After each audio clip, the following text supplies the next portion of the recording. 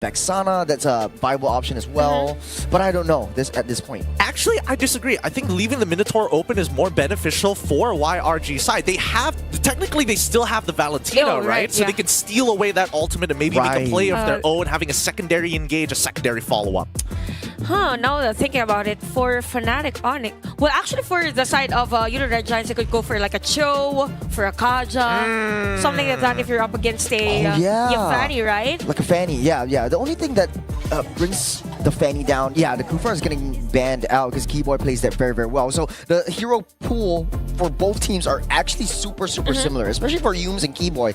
I'm just curious to see whether the Minotaur is open. You can pick that up as if I'm Fnatic ONIC, or go for a mage right here, which could be maybe even a Novara or a Vexana. Vexana is pretty much safer here. Well, I think whatever mage pick coming out from the side of ONIC, it's generally going to kind of supplement the rest of the composition. I think even Novaria is not a bad option here, just to kind of give the extra hitboxes overall and the free information. More importantly, I think when it comes down to YRG's perspective, the fact that they banned out that Kufra is interesting, because not everybody bans out the Kufra. So it means that they could have a Cho in their hands, they could have more dashes, Hayabusa even. Open, that's what I want to say.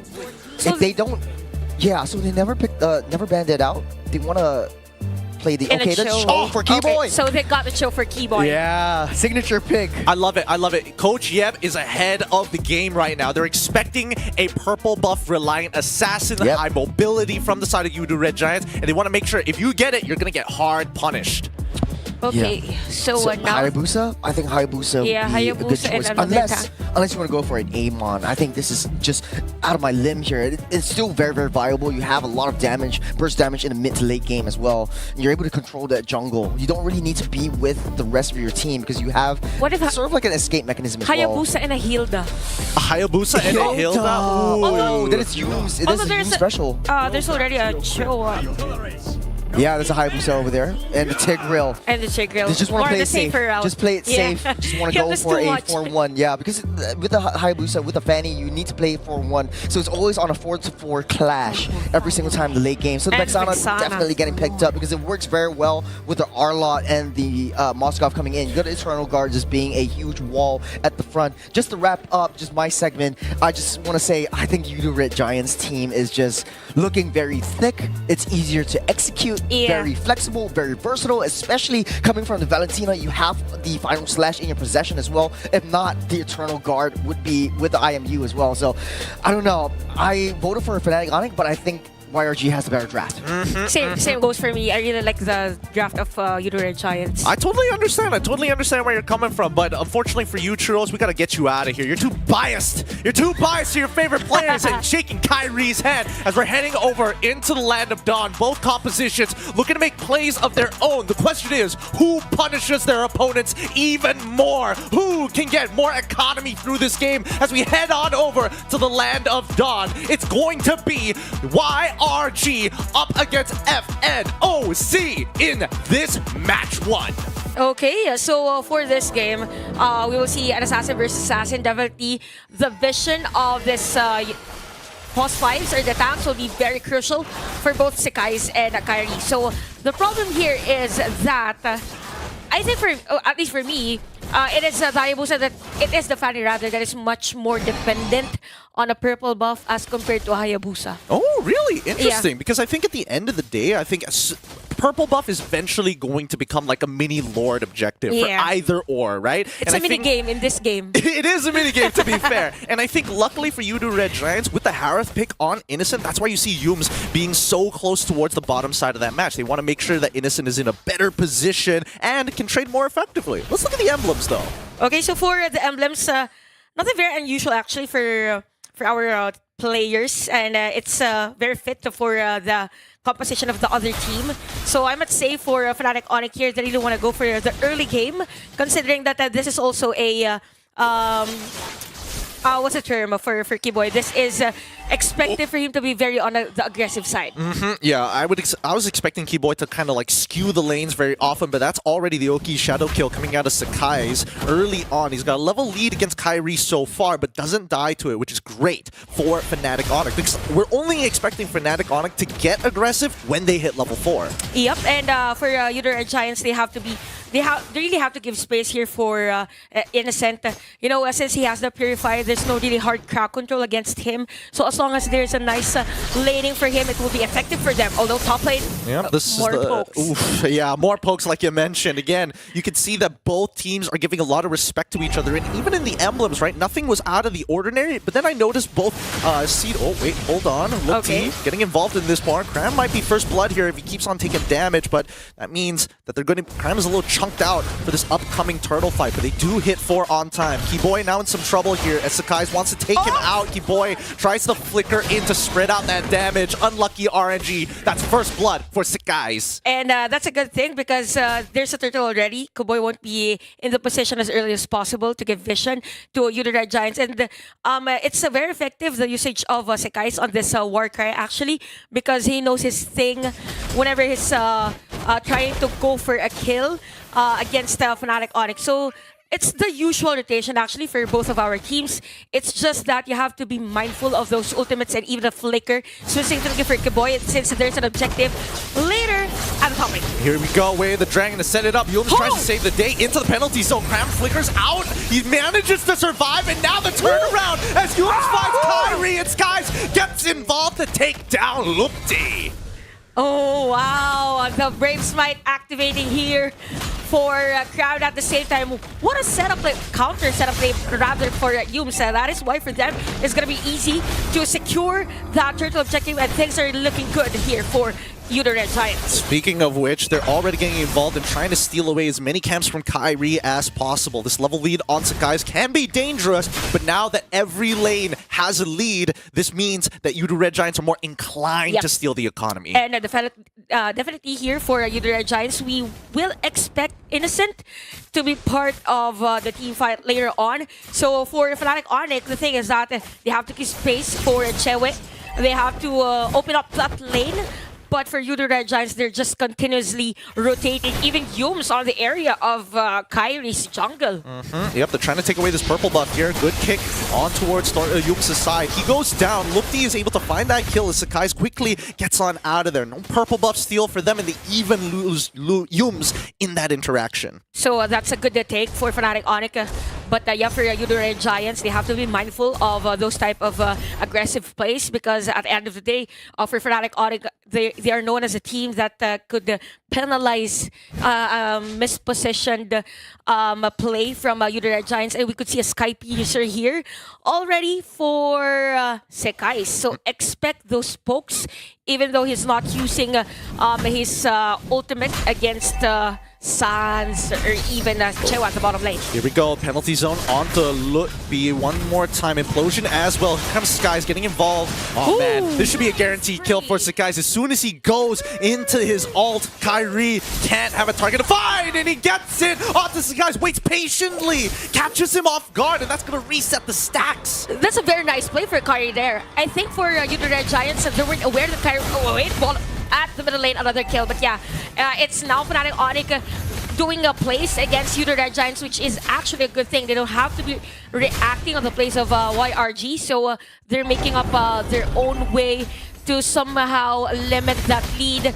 We haven't seen like a huge lead around 1.5k. It's just running around below 1,000. I mean, they got to keep that lead as minimal as possible. Yep. Fnatic ONIC is only going to get stronger throughout this game. Keep in mind that they still have insurance policies like CW to scale, who just bought the golden staff, by the way. So he's being very efficient, but let's take our time here. Upcoming turtle, we do see Kiboy get the kick. Oh, into the final slash, gets 2. Stormy still survives, but in the back line, we see that Sakai's and Cram are trying their best to get out of that situation here. As he pulls away with the quad shadows, manages, wait, he's still alive, goes in even harder. And still, Kiboy waiting down by the edge of the quad shadows once again. Dangerous stuff by Uter Giants as Fnatic ONIC reset. And this is what's interesting for this game. A majority of the players actually use all of their ultimates, all the resources, but there's no casualty. Again, the respect is there. We saw the pokes from Sekai's. We saw the Eternal Guard being used here by SanZ. And at the same time, for Uter Giants, they know how to disengage if ever they're very far from the usual perimeter of the team fights. And looking at the items, okay, so Sky Piercer here for Sekais. We have the Blade of Heptasis for Kairi. So we all know that this junglers will be focused more on identifying those viable targets, which are very crucial on a team fight. Keep in mind, even with the emblems involved, you can tell that they want to do completely separate things. Despite being assassins, Sekais doesn't mind having a more prolonged trade. Kairi, it's in and out. He needs instant value. He has no time to wait for a war cry. Yep, and actually, that's why for SanZ, he went in for... What a punish there! Fnatic ONIC making sure that Sekais needs to respect the space. And now they continue to move over towards Turtle area. Cram and Stormy looking for an angle here. Looms as well, starting to encroach on their space. Purple buff will be secured by Kairi. Okay, Cram gets into the middle of it. Kiboy, he could go for their kick. Goes for Stormy instead, pushing them further and further away. He's going to get knocked back and he can't get out of there. Kiboy flickers away, survives, and Kairi takes the turtle in the meantime.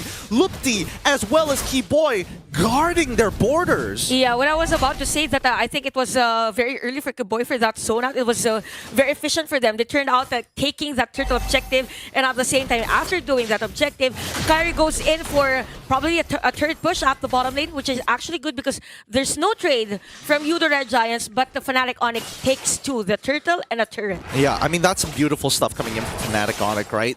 They have tempos and timings that we even here aren't seeing just yet. That's how intense these moment-to-moment plays are going to be made. If somebody misses an ability, it's like, you're as good as dead. You have to play mechanically perfectly. And speaking of playing mechanically, it's Chewa actually doing effectively on the laning. So later on, we could see the gold conversion. So yeah, Innocent and even Chewa's showdown later on. Probably around 10 minutes, or yeah, 10 minutes of this game. If Fnatic ONIC goes in for another aggressive play, but so far, the connection of Lutpi and Kiboy is really on point. The vision from Kiboy and then a surprising final slash from Lutpi. Yeah, man, this is a fantasy match, man. We were hoping that this was going to be the match of all times during the group stages between these two teams. But now, it looks like Fnatic ONIC, really, those internal issues aren't showing themselves just yet. Now we see that you, the Red Giants, trying to control the top side of the map with both Yums and Innocent waiting to catch anybody caught slack. You know what, for you, the Red Giants, they have to minimize the turrets or the vision of Fnatic ONIC by pushing the another turrets middle lane. Nice. Sekais again. Oh, Sekais again getting hit by the quad shadows, making sure that he doesn't exactly have the most flexibility jumping into these fights. And more importantly, getting hit by the fear from SanZ. It looks like Fnatic ONIC evening up the score. And even, wait, hold on. A final slash catches two. It looks like Cram, he's trying to zone them up. Double knock up there. Coming in, a triple knock up, in a matter of fact. But still, no trades just yet. Kairi, now getting involved with it, will try and force the Lord out of Yudu Red Giants' hands. That is because of the intel that majority of the flickers are actually the ultimates of some of the players here from Yudu Red Giants has been used. But we'll see if there's going to be a contest. It's secured by Kairi, and SRG are going to back away.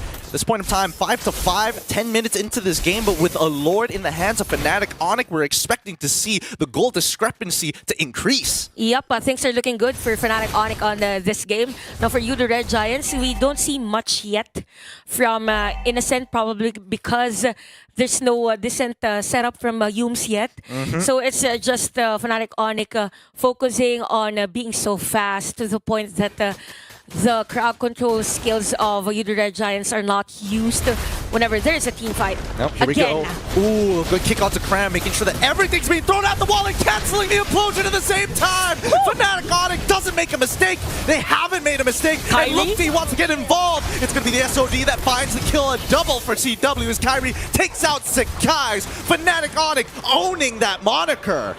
Just what we said that Kiboy and the rest of the players of Fnatic ONIC, is it giving you, the Red Giants, the chance to use those ultimates? What a nice cancel on that implosion versus Hume. So we know a tie grail. If we set up some play, that's a good counterplay. But for Fnatic ONIC, they know the threat of the enemy team. Look at the momentum. Innocent nearly dying there. Despite having the Z-Force strapped down, despite having the shields, they lose 2 inhibitors 11 minutes into the game. Fnatic ONIC really stretching this lead. Yeah, Fnatic ONIC is on a roll. And knowing that this is just a first Lord, This is a very, very nice usage of the Lord, by the way, because most of the time it's just the first Lord.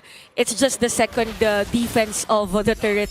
Usually tier 2s. Yeah, tier 2s. But for this, it's the inhibitor turret, and not one, but two. So SanZ and Kiboy do a great job in terms of their synergy. Oh, the good kick once again. Crab can't seem to get any space. He penalty zones in, but everybody is going to bite the dust. Fnatic ONIC punishing. You want to fight for purple? We will take 4 kills. The Oki Shadow kill is spread out amongst all 5 of them, but really, what's the point? The guys has to run. It's going to get chased down by Kairi himself. Auto. I'm going to take back my crown, Prince. Sit down.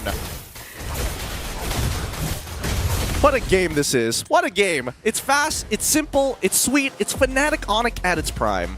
Yep. When Kairi said during the interview that they're prepared against YRG on this league, on this tournament, and they're excited to face them again, this is their answer. This is the reason. Their performance was on point. I got to give it to them. Fnatic ONIC played phenomenally here. What I thought was 50-50s, it wasn't even close.